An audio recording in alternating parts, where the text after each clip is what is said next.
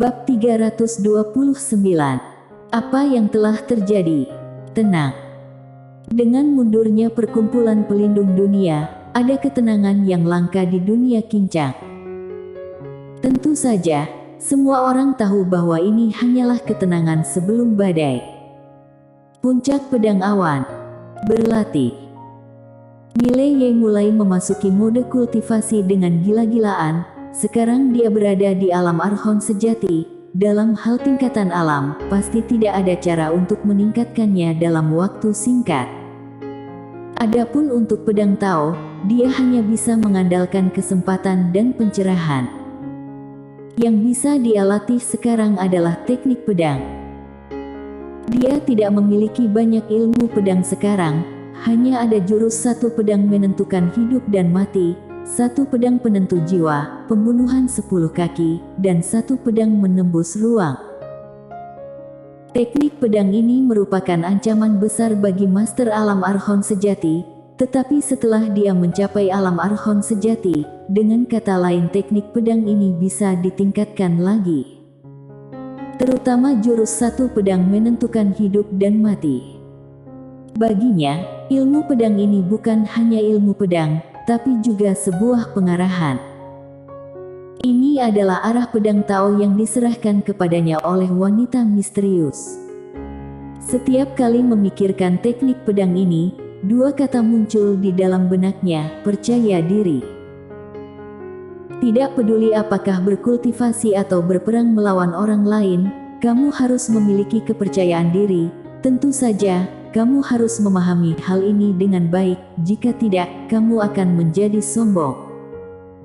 Dan jika seseorang menjadi sombong, maka dia pasti akan cepat mati. Di gunung di belakang puncak pedang awan, Mileye sedang duduk bersila di tanah, sebuah pedang tergantung di depannya, dan terdapat jiwa pedangnya di sekelilingnya. Pada saat ini, telapak tangan Mileye tiba-tiba menyebar, dan saat berikutnya, satu persatu cahaya pedang tiba-tiba muncul di sekitar. Cahaya pedang ini tiba-tiba muncul dari ruang hampa dan mengelilingi sekitar. Pedang langit instan. Ini adalah satu-satunya teknik pedang yang dia latih di Sekte Changjian.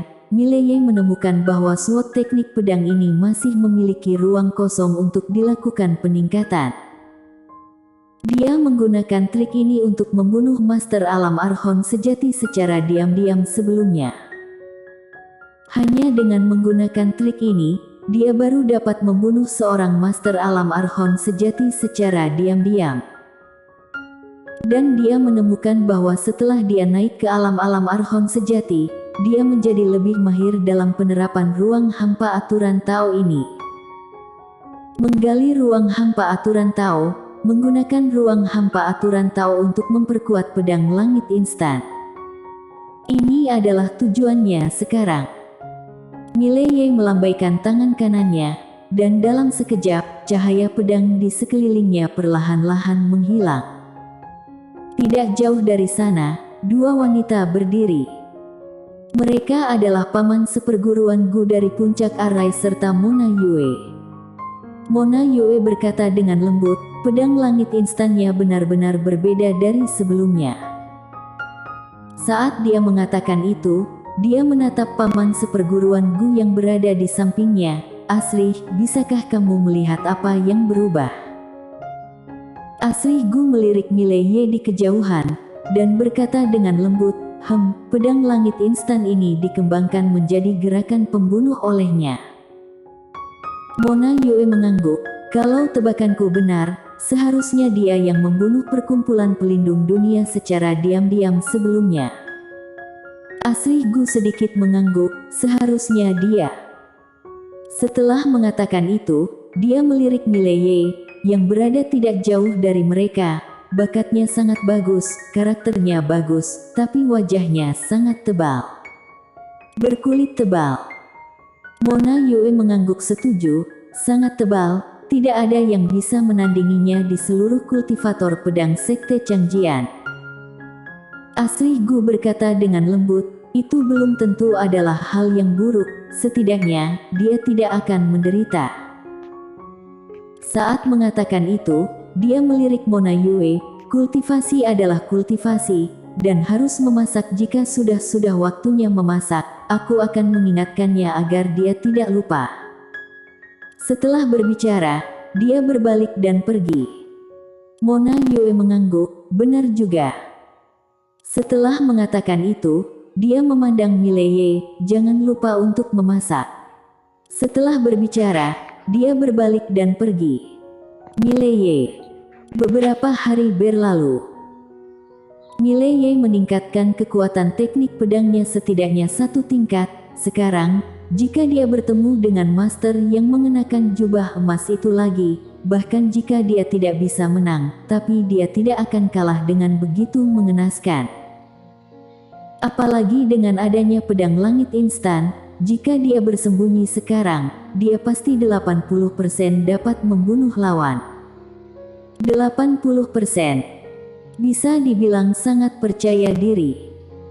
Karena pedang langit instannya pada saat ini dapat dikatakan benar-benar tidak diketahui oleh orang-orang. Dan pertempuran sebelumnya juga membuatnya mendapatkan banyak pelajaran. Karena dari pertempuran itu, dia menemukan terlalu banyak kekurangan di dalam dirinya. Setelah beberapa saat, di antara alis Mileye, ruang hampa aturan Tao tiba-tiba memadat. Sekarang, yang harus dia lakukan adalah meningkatkan pedang ruang hampa aturan Tao-nya.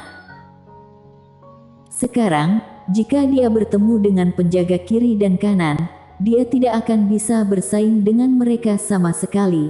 Tetapi jika dia memadatkan pedang ruang hampa, maka dia pasti dapat bertarung dengan lawan.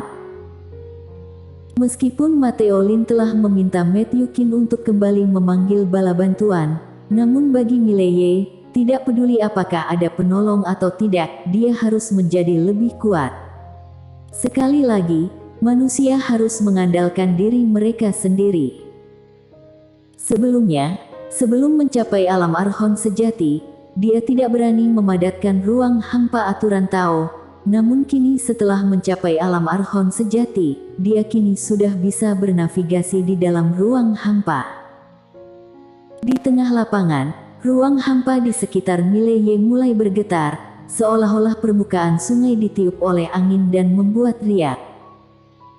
Segera, kekuatan ruang hampa terus menyusup dari segala arah, dan setelah beberapa saat, ujung pedang muncul di depan Mileye.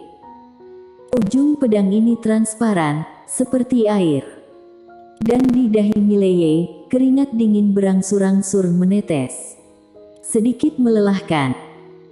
Bahkan setelah tiba di alam Archon sejati, dia menemukan bahwa ketika kekuatan ruang hampa ini muncul, dia masih bisa merasa sedikit kelelahan. Namun, dia masih harus tetap bertahan. Mileye menyatukan kedua tangannya, menstabilkan pikirannya, dan terus mengaktifkan ruang hampa aturan Tao, dan segera, kekuatan ruang hampa muncul. Pada saat yang sama, ujung pedang di depannya secara bertahap memadatkan tubuh pedang. Melihat adegan ini, Mileye merasa sangat gembira. Dan kegembiraan inilah yang membuatnya merasa santai. Sekejap kemudian, dengan Mileye sebagai pusatnya, sekelilingnya bergetar dengan hebat, dan seluruh tubuh Mileye berdarah dalam seketika. Tidak hanya itu, seluruh tubuhnya berputar di tempat dia berdiri, seperti gasing yang sedang berputar, dan baru berhenti setelah berlangsung selama sekitar 1/4 jam. Setelah berhenti, Mileye langsung terjatuh ke tanah.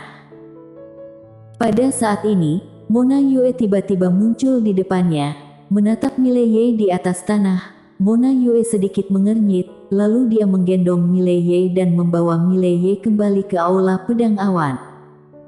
Setengah jam kemudian, Mileye bangun. Pada saat ini, kepalanya masih terasa pusing, dan terasa sangat tidak nyaman. Mileye menggelengkan kepalanya dengan tajam dan tersenyum pahit. Kali ini dia benar-benar terlalu ceroboh. Pusat perhatian sama sekali tidak boleh teralihkan saat memadatkan ruang hampa aturan Tao.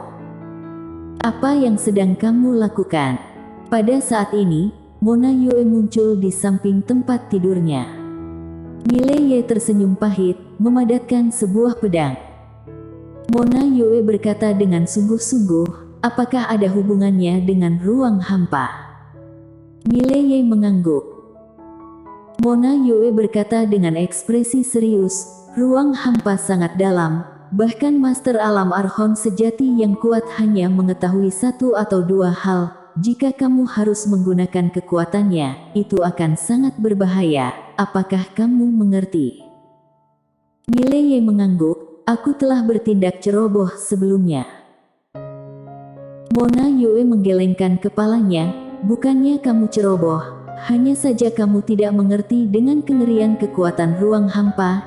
Jika ruang hampa pecah, maka itu akan membentuk aliran ruang hampa. Dengan kekuatanmu saat ini, kamu akan dicekik oleh aliran turbulensi ruang hampa ini dalam sekejap, mengerti? Turbulensi ruang hampa. Mileye merasa sedikit bingung. Mona Yue mengangguk kecil, jika ruang hampa terbelah secara paksa, dan di dalam ruang hampa itu adalah aliran turbulensi ruang hampa. Turbulensi semacam ini sangat menakutkan, bahkan Master Alam Archon sejati akan hancur berkeping-keping jika masuk ke dalam. Saat berbicara tentang ini, dia memandang Mileye dan berkata dengan tegas, jika kamu tidak memiliki kepastian yang mutlak, jangan paksakan dirimu untuk memadatkan pedangmu itu, apakah mengerti? Mileye tersenyum dan berkata, tidak apa-apa, aku sangat yakin, hanya saja aku sedikit ceroboh sebelumnya. Mona Yue melirik Mileye, jika kamu ingin memadatkan pedang lagi lain kali, biarkan aku berada di sisimu, mengerti?